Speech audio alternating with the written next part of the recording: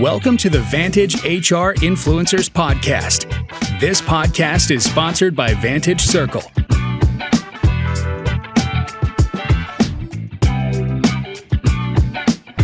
Hello, listeners.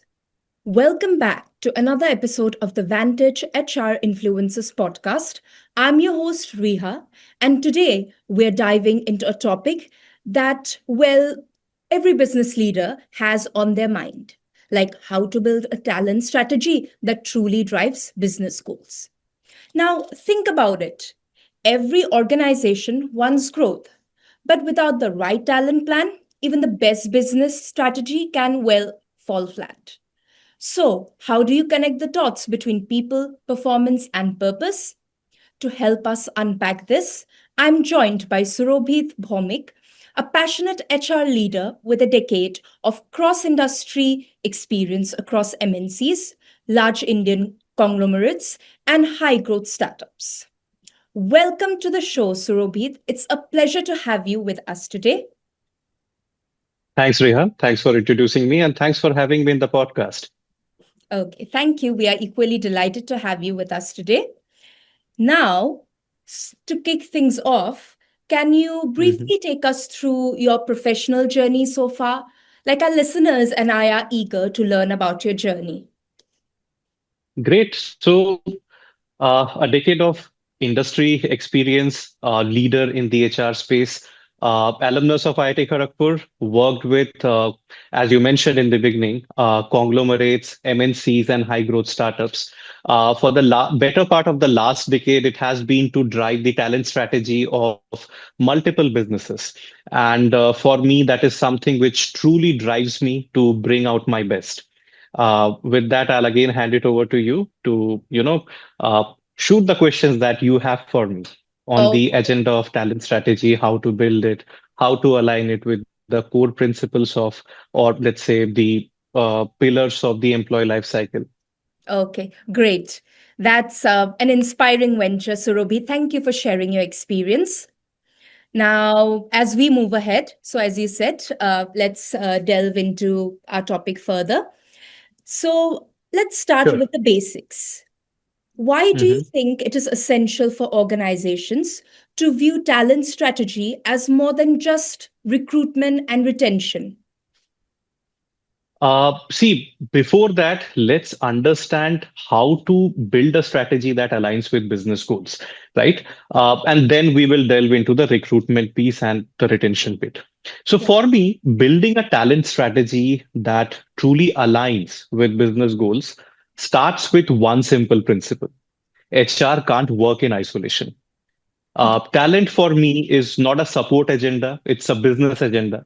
So the starting point has to be clarity on where the organization is headed, the strategic objectives, the growth aspirations, and the value it wants to create for the customers and the stakeholders. So once that clarity is established, I think of the process in four interconnected layers. One is understanding the business model and the growth levers, then translating the business needs that we have into the workforce capabilities. Yes. The third bit would be designing people practices as enablers, not processes. And the fourth one is to how we are measuring and course correcting as we go along the journey. Now, bringing the focus back to the question that you asked regarding why is it essential for organizations to view talent strategy as more than recruitment and retention. See, I believe when people hear the word talent strategy, they immediately think about hiring the right people and trying to keep them. Those are the two guardrails through which people outside of the HR function define the whole construct of HR. Of course, those are critical, but if we stop there, we are playing a very short term game. Let me put this in this way. Recruitment and retention for me are like entry and the exit gates in the employee journey.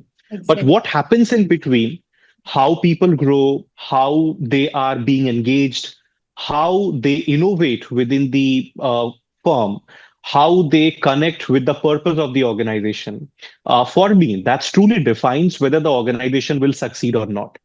So I usually emphasize three reasons why talent strategy must go beyond filling positions, which is basically recruitment and preventing attrition. Yes. So the first reason is, or the you can say, the first pillar that I think about is, as of business, is not only about headcount; it's also about the capabilities that we are building around.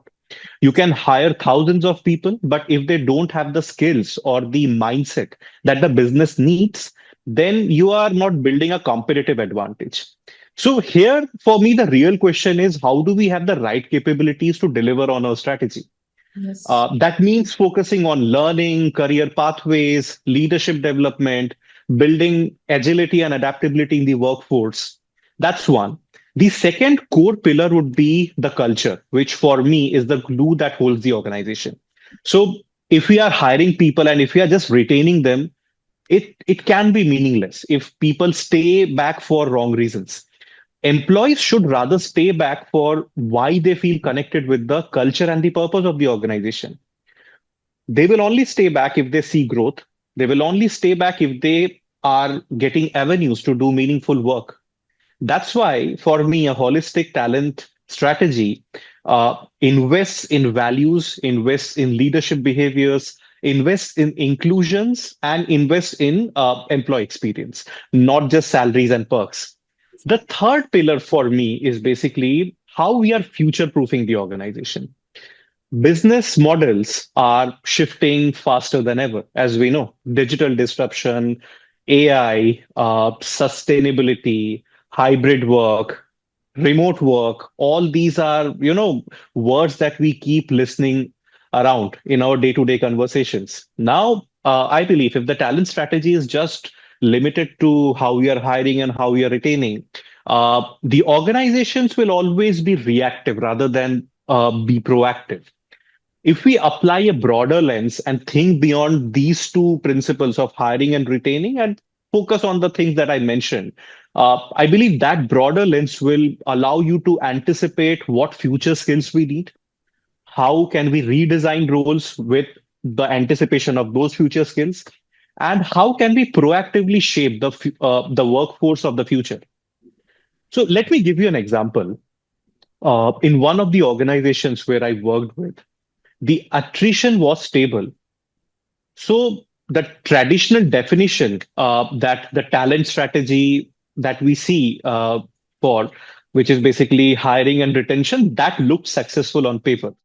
But when we look deeper, when we peel through the layers, we realize that while people were staying, they were not evolving.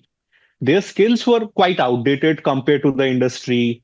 That meant the company was losing market share even though the attrition rate was low, even though the people were not leaving, even though they were engaged. The NPS scores and everything was perfectly fine. So it was a wake up call for us to evolve our strategy, our talent strategy to be specific, and ensure that we are moving the needle on building future capabilities, imbibing agility into the organization, and not just focus on retaining people. So, to me, the shift again is basically recruitment gets you talent, retention gets you to keep that talent. But Yes. a true talent strategy is the one which unlocks potential, builds culture, and aligns people to the larger purpose for which the organization exists in the first place. And that's why I always say talent strategy isn't about headcount management, it's about value creation. That's one great point you have made here, a big takeaway. How talent strategy is more than a head count and it's more about value creation. That's such a unique thing, like coming from you about the pillars you mentioned, the pillars you Mhm. narrated properly. These things, it shows. I mean, it's such a unique take on the HR role, like how laymen or general public, they have just a basic knowledge of what HRs are generally involved in or indulged in. They think it's only related to hiring and retention, right? So there's a lot more. So as an HR leader, Mhm. would definitely know, and that's such a big takeaway for our listeners out there. So much to learn. Okay, Sure. Glad okay, to hear that. yes. So moving ahead, when we talk about business growth, it often comes back to long term vision, right? So, Mhm. how can HR leaders ensure that their talent strategy is directly connected to the company's long term business vision? That's a very interesting question. I believe one of the most critical numero uno responsibilities for the HR leaders of today Yes, is to anchor or align the HR strategy or the talent strategy with the long-term vision of the firm. yes, And else, if it is not done properly, it becomes a collection of short-term, isolated, siloed, HR programs which are bound to fail. The way I see, HR leaders can ensure that this alignment happens. Uh, it can happen through various ways. So, one thing which has always worked for me is to ensure that I sit at the strategy table, not at the policy table as a HR leader. So, too often I see HR gets pulled into the execution after the business strategies are finalized in the boardroom.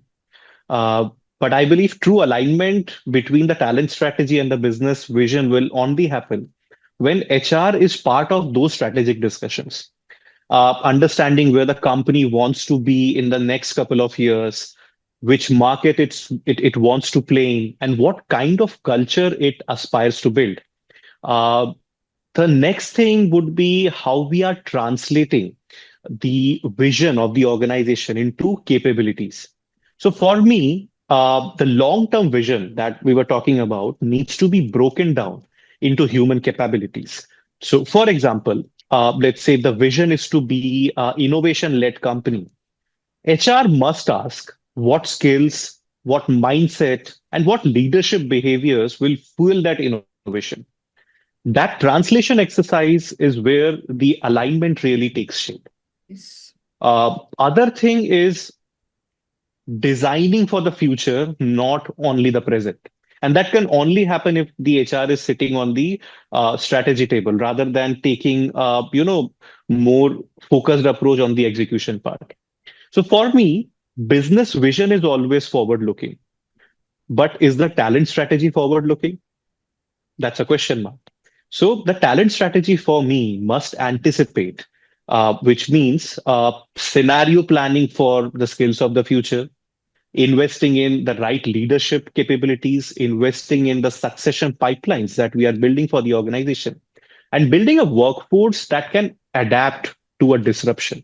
Because these days, disruptions are happening in such a breakneck speed that if you're not, you know, adapting the organization or adapting the workforce for future disruption, we are not doing justice. exactly. So, if we are not doing that, we are always running behind the curve. And the final bit would be how we are metricizing the the talent strategy to the business outcomes. So for me, a talent strategy will only be a statement, a siloed statement, and the alignment will never be there if we are not able to metricize it, if we are not able to measure it. If the business vision is about, let's say, I'm giving you a hypothetical example, if it is about global expansion, the HR should track the internal mobility, the cross-cultural leadership readiness. It's if it is about, let's say, driving a culture of customer obsession, HR should measure the right employee behaviors that are tied to the customer impact. So basically, matrices create accountability and ensure that the connection between the talent strategy and the business vision remains tangible. Let me share you another example, a very interesting one from one of my earlier roles. The company's long-term vision was to become a digital-first financial services player. But we realized that our workforce was the existing workforce that I'm talking about was quite traditional in the mindset as well as skill set. So the talent strategy wasn't just about hiring digital talent. It was also about reskilling those large pockets of the existing workforce where that transformation in the mindset or that orbit shift in the mindset hasn't happened. We needed to embed agile ways of working. We need to bring in or rehash the leadership models around how we can drive experimentation and collaboration. And to be very honest, within, let's say, 12 to 15 months, I was able to see that this kind of an alignment helped the company to reposition itself successfully in the market. So, to me, the answer to your question is basically how HR leaders must act as translators of business vision into people capability. And when they do that well, the talent strategy doesn't just support the vision, it accelerates it. Back to you. Yes. Yep.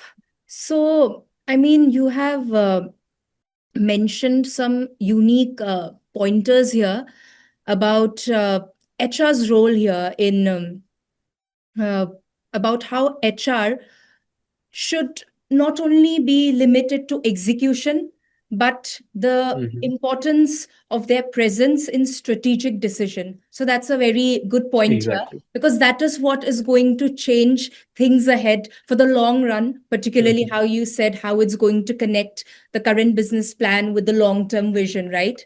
And how Absolutely. HR should become the translators, okay, for the business Mhm. capabilities, and about matrices, about measurement, how essential it is for the long run. So these are some unique pointers that we need to take note of. Mhm. Mhm. Absolutely. Okay, now moving ahead, theory aside, the best way to understand impact is through real world examples. Now, can you share an example where a well aligned talent strategy significantly accelerated business performance? A very interesting question and a question which is very close to my heart. So let me share an example which really stands out from my own experience. Sure, So I sure. was part of an organization in the financial services space that Yeah. had a very ambitious goal. It wanted to move from being a traditional lender to a digital first financial solution company.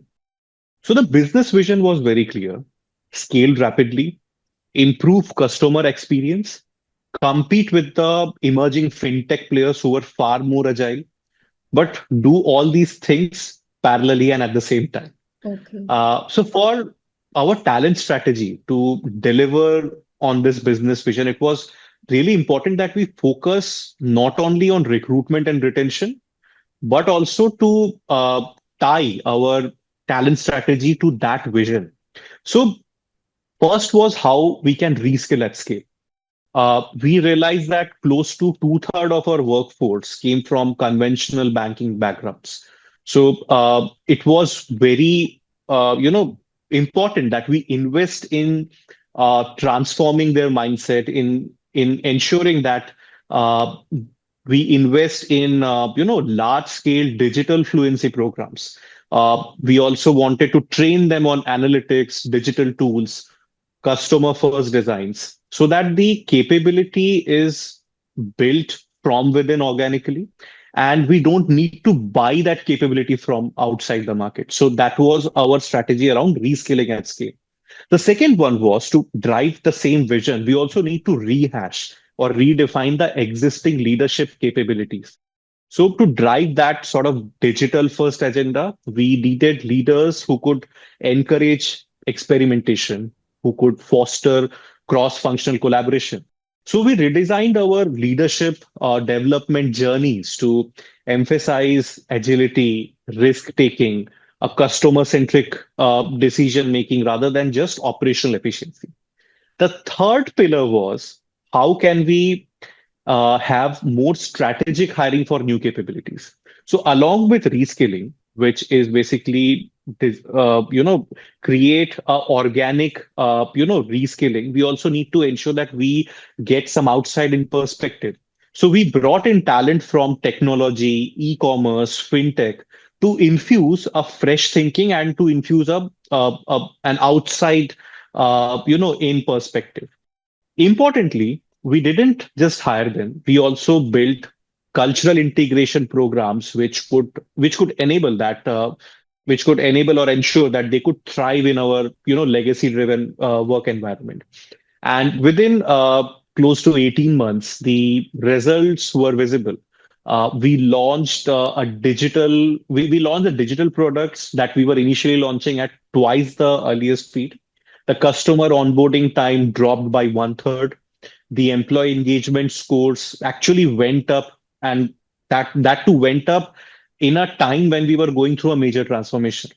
And that could only happen if the talent strategy is aligned with the business vision. And the talent strategy is not only supportive, it's also an enabler. It also becomes the engine of transformation rather than just supporting it from the background.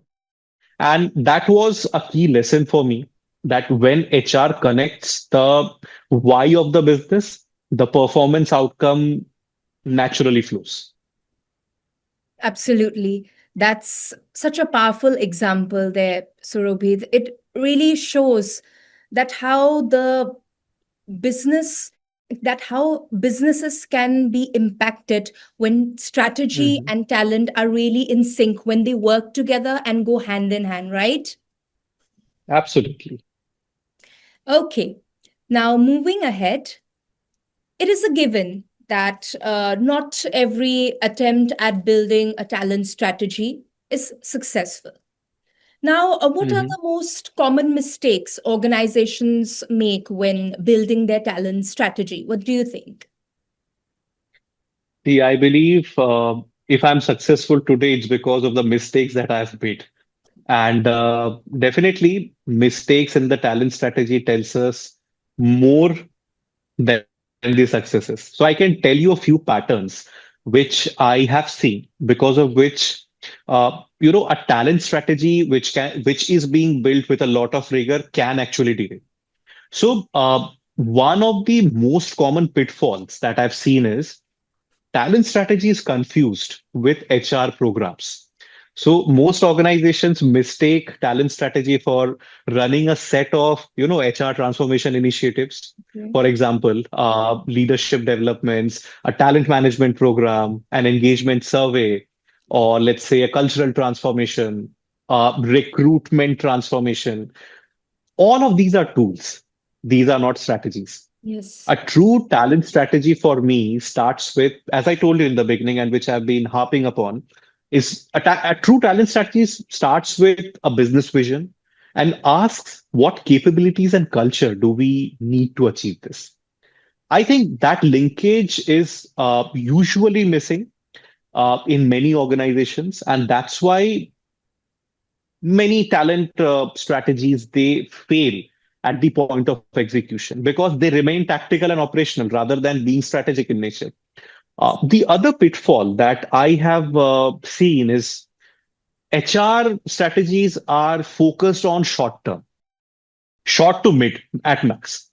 I have seen a lot of organizations design talent approaches around the immediate requirements. For example, let's say filling a niche, position or a vacancy that has just come up. Yes. Or let's say addressing attrition, fixing those gaps that are leading to attrition, fixing the performance cycle, or rehashing the performance cycle. But they forget to anticipate the future.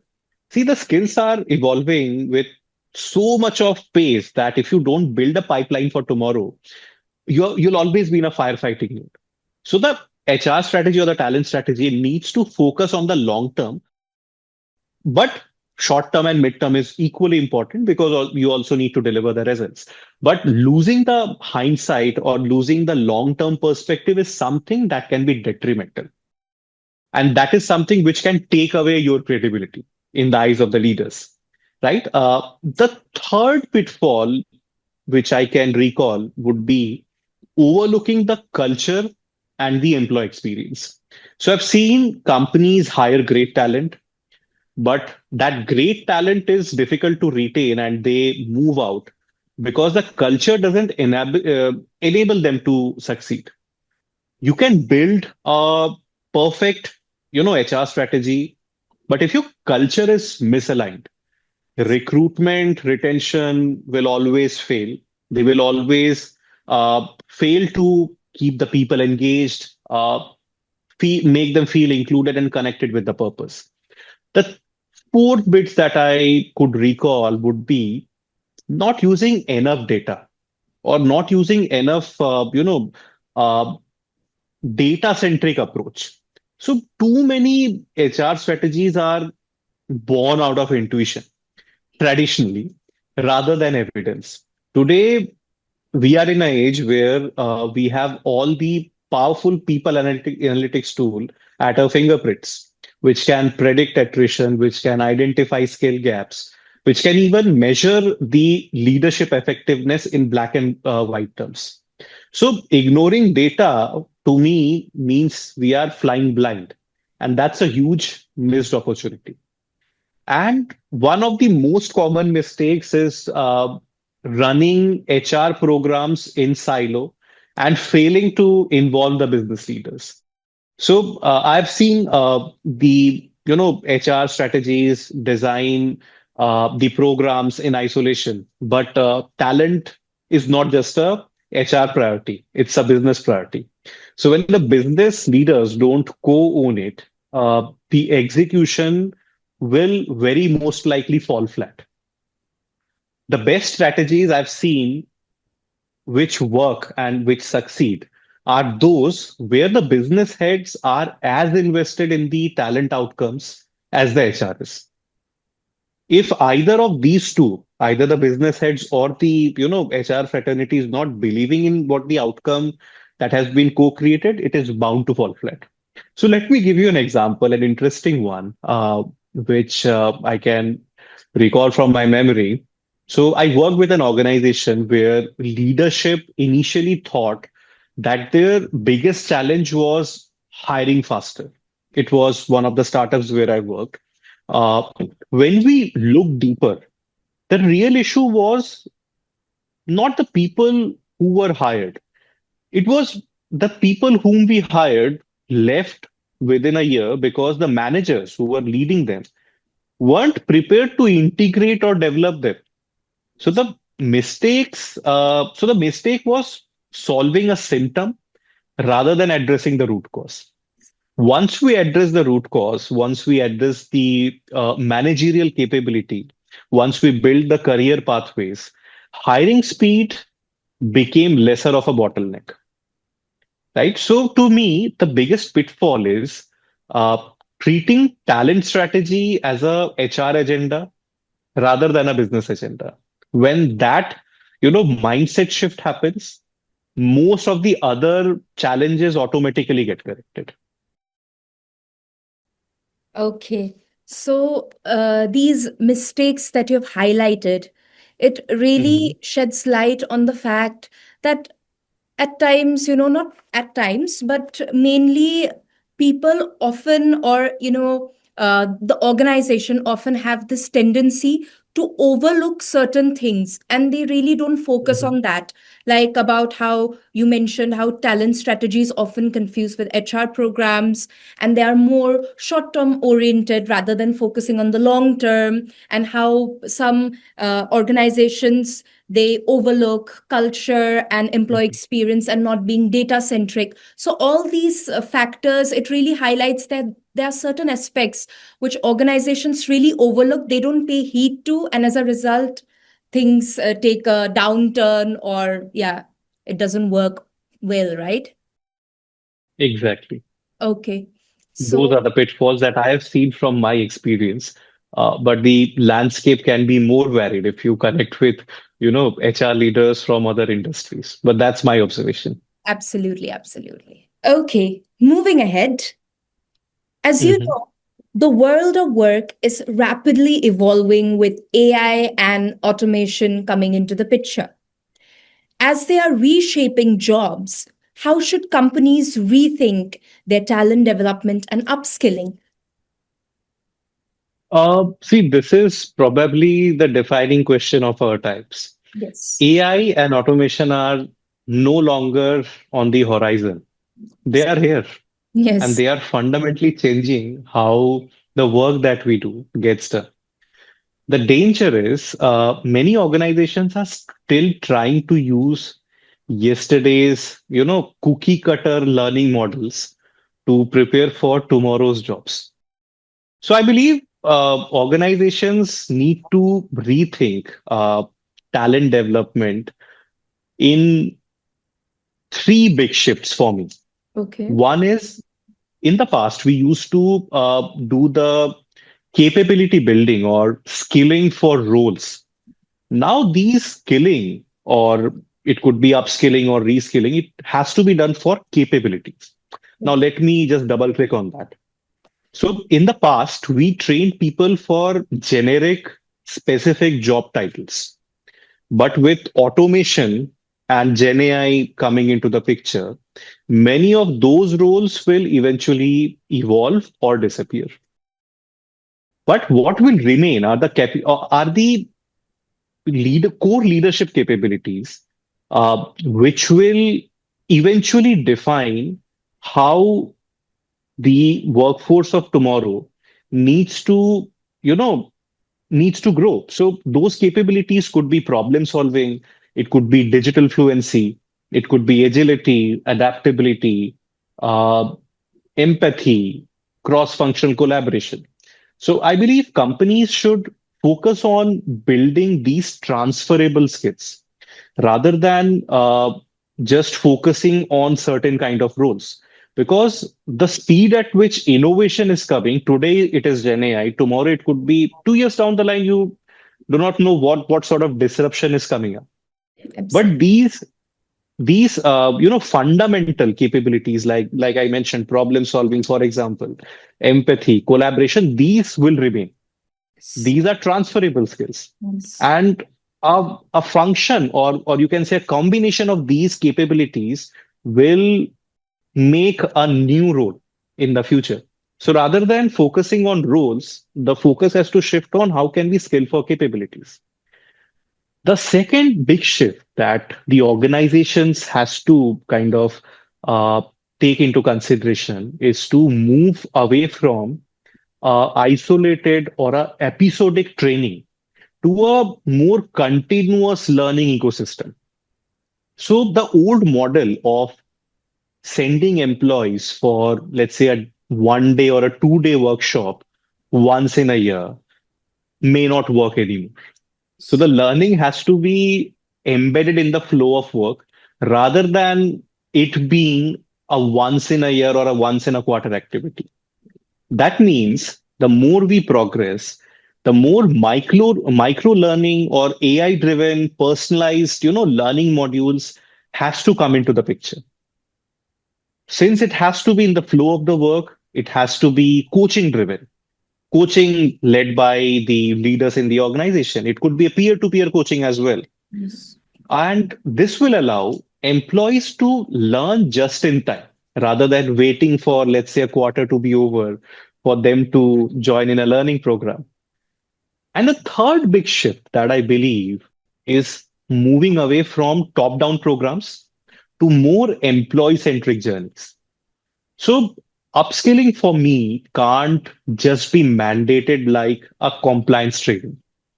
Employees need to see the link between the learning and their own growth. The ecosystem is changing very fast, and the smarter organizations of tomorrow would be creating career marketplaces where employees can pick projects. They would be encouraging more internal mobility in the organization, which will enable the employees to, you know, look for roles which interest them within the organization rather than looking outside. And I believe the organizations of future also need to tie the learning to the aspirations of the employees rather than pushing their agenda on the employees that this is the role that we have earmarked for you and this is what you need to learn. So I believe when people feel when employees feel the ownership, learning becomes more of a pull rather than a push. So let me share an example. In one firm where I worked, automation was expected to impact almost, you can say, one third of the transactional roles in the operations team. So instead of planning to, move them out of the organization, we created reskilling exercises Oh, where employees could opt into the digital skill tracks that we had built digitally, which were basically data analysis, vendor management, RPA management, customer design. And these were created with design thinking approach in mind, which takes into consideration the end users rather than following a traditional path. And within, I would say, 3 quarters of applying that shift, uh, we were able to see a lot of those employees were able to transition internally into roles which were not in the near future going to be impacted by these automation and Gen AI. So yes. not only we were able to, preserve jobs, we were also able to look at the larger, picture. We were also able to build loyalty within the organization. We were also able to build agility in the organization. And we were also able to preserve those employees who were with us for a longer time and who were a culture fit with the org. So the mindset shift is this for me. AI and automation won't make humans redundant. They make human capabilities more valuable. So rather than looking at the glass, half empty, we can look at it like half full. So the organizations that embrace this attitude, this mindset shift, will be able to, be more agile, more adaptable, and they will be able to design learning journeys which are more continuous. And the workforce will also come out more stronger, more resilient, and more capable as an outcome of it. Uh, those are some amazing pointers or factors you've mentioned. Very interesting. That was such a unique take, particularly on Mhm. this AI and automation, which has taken over and how people are adapting to it. I really liked your take on upskilling or reskilling capabilities about reskilling or transferable skills like problem solving, empathy, or emphasize on that. It's quite unique. Mhm. And how, you know, this transition that can take place internally by helping people evolve internally through coaching and everything. So, and that's quite a relief when you mention that AI is here not to replace humans, but to evolve them, help them evolve, you know. So, yeah, because this debate is kind of serious and people are quite scared, right? So, that's quite a Yeah, I relief. believe AI won't take jobs, but people who use AI better will Exactly. be able to replace those people who are not using AI to the best of their abilities. Let me Absolutely. put it Yeah. this way. Yeah. So we really Yeah. have to keep ourselves up and Think really, of it as Excel. Think of it, go back 20 years, think of yes. it as knowing as basic thing as Excel. 20 years ago, it must have been a, big hype. Yeah. But think of it 20 years down the line, those who are not able to, those who are, Excel agnostic, they Yes. won't be able to draw data centric approach into their style of work, Yep. which is not how the world of today operates. Absolutely. Think of AI as the Excel of today, which was like 20 years ago a big deal. Absolutely. Yes. Well said. Yeah. Okay. So moving ahead, uh, there's another vital dimension while building workplaces that are inclusive and fair. So, what role does diversity, equity, and inclusion they have to play in creating business aligned talent strategy? You asked about diversity, equity, and inclusion, DEI. So let's break it down word by word. Yes. So what basically diversity means? Diversity is not only including, those people who are from the other, gender or other communities, or maybe people from the LGBTQI community.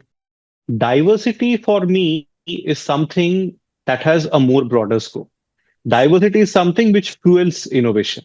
Yes. So if your business vision is about growth or let's say about disruption, which usually is for most of the businesses which are stable today, you need people to come in from different walks of life Yes. who have very different perspectives, those who bring in different experiences, different ways of thinking. Because, see, homogeneity has its own pros, but homogeneous teams, they rarely create breakthrough ideas because that diversity of thought never comes into the playbook. Yes. The second bit that we talked about, the second part of diversity, equity, and inclusion is basically the equity part. So let's understand what equity means. Equity in this parlance majorly means bringing fairness into the play. See, a talent strategy can't just be about bringing people in. Yes. Till the time it has avenues to ensure that everyone is getting a level playing ground, regardless of their background, regardless of the ideologies that they believe in. It has to ensure that everyone is getting equal amount of access, or let me put it this way, equitable amount of access to growth, development, and leadership pathways. I use the word equitable because in organizations of today and tomorrow as well, Yes. uh, equal treatment may not be the right word. It has to be an equitable treatment. The value that you bring onto the table is the value that the organization will place on. And Yeah. that's why I use the word equity rather than equal. Equal means you give everyone equal space regardless of their performance and potential.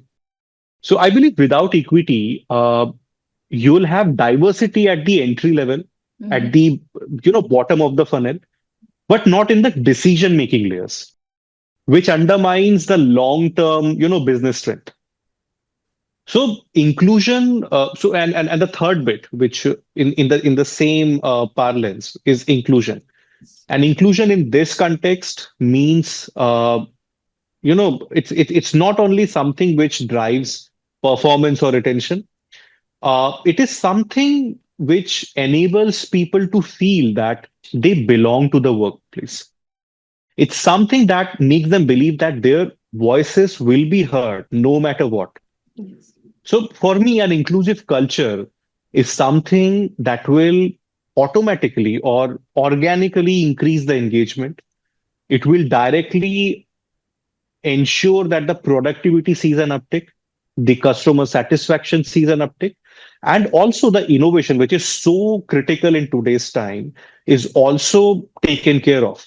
Yes. And that's what, for me, diversity, equity, and inclusion means. Let me, give you an example. In one of the global organizations that I worked with, our business goal was to expand into newer customer segments. And, once we realized that with the existing workforce, we couldn't serve a diverse market, we had to bring in workforce that was of different skills that they had to bring in.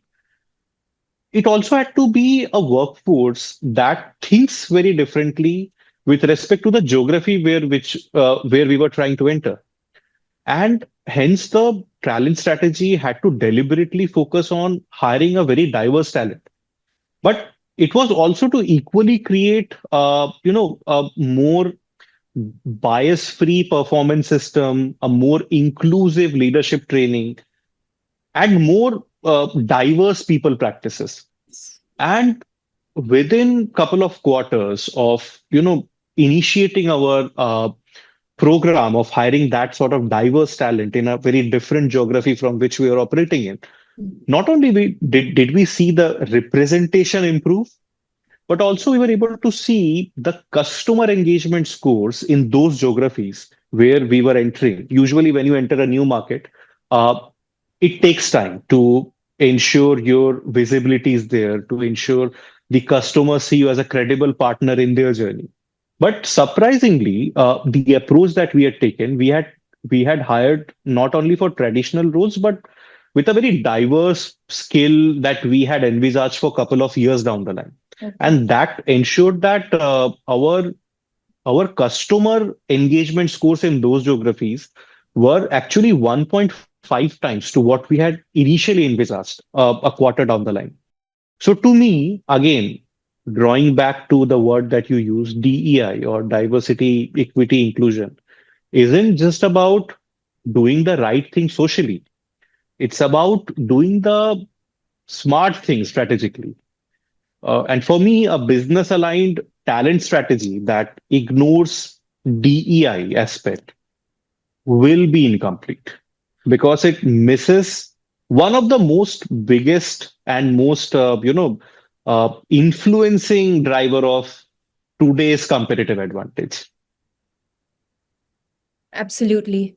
That's DEIB today is absolutely the biggest competitive advantage. And, Yep. your example really serves how, it fits best to thinking how tying inclusion back to business alignment, it's going to give Mhm. that credible results, like in the example that you stated. So it is clear now, through this example as well, that DEIB is not optional anymore. it's It it's has to be essential, it's something which significant. is, yeah, it's essential, it's significant. It has to be uh, a core aspect of your talent strategy. Absolutely. Yes. True. Okay, so now let's wrap it up on a practical note.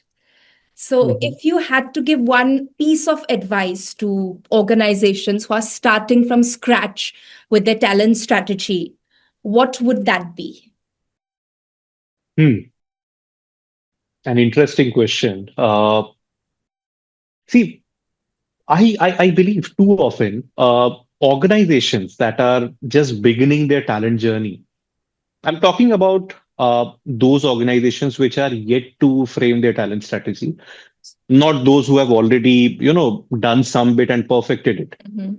So I believe these sort of organizations which are just beginning to build their talent strategy jump straight into designing the recruitment policies, the performance construct, the engagement initiatives, the compensation, or the total rewards initiative, as we call it. Those are important, no doubt about it. But again, those are just parts, they are tools. Unless they are anchored to where the business wants to go, be its growth aspirations, its customer promise, its cultural DNA, the HR strategy or the talent strategy will always remain fragmented. And that's one of the biggest pitfalls. Usually, what happens, we have a natural inclination to benchmark against the organizations which operate in the same space about what they are doing in terms of recruitment, what they are doing in terms of building the leadership journeys, what they are doing in terms of their, ESOP, how they are allocating ESOPs, how they are building their short-term, mid-term, and long-term incentive strategy. That we miss out on the bigger picture. What exactly the business wants, because every business is very different. So, when you start building the business vision and when you start integrating your people processes with it, then you automatically ask the right but the different questions. So you tend to ask questions like, what kind of workforce will help us achieve this vision, rather than using a cookie cutter approach of getting a certain kind of workforce with a certain kind of skill set. You then probably will ask what capabilities on the leadership side will be critical to realizing that business vision. Yes. What sort of culture would allow us to be, you know, or let's say what sort of culture will help us in driving a more competitive advantage in in terms of achieving that vision.